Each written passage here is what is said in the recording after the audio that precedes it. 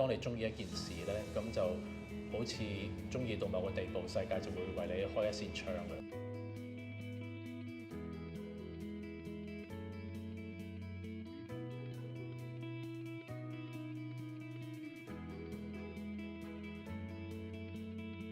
講 CV 呢，我係一個好差嘅 CV 嚟，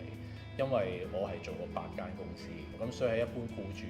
眼中，我係一個壞咗嘅人啦。係啦，咁點解即係我做咗3間廣告公司，做咗5間 startup 公司，我竟然間又唔做去做自己公司呢？咁其實呢個都同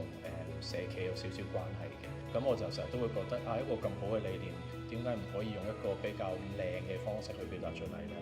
咁呢個都係一個原因，點解會想開自己公司嘅，就係令到自己有更加大嘅自由度，可以幫佢哋將佢哋嘅故事發揚光大。事緣就係嗰陣時，我喺廣告公司裏邊嘅其中一個同事，佢就係 Google Van， 亦都係今日 Google X 其中一個co-founder。咁直到佢講咗一句説話，就令到我真係去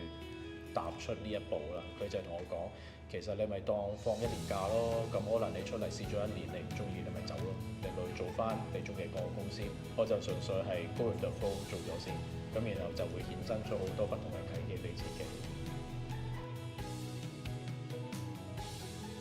好多人都會好驚創意呢樣嘢，即係覺得我個人冇創意啊，靈感會唔會消失啊？定係靈感只係屬於某一啲人嘅呢？咁但係如果我哋逆向思維嘅話呢，其實 emo 係一種祝福嚟，係啦，即係 emo 就代表你有呢一方面嘅觸動。咁所以換言之就係 as long as 你有情緒嘅，你感性嘅，甚至乎你 emo 嘅，就可能已經代表你有個創嘅點子喺你個腦裏面。我反而係諗緊，其實有朝一日會唔會再區分社企呢一樣嘢呢？我反而可能我會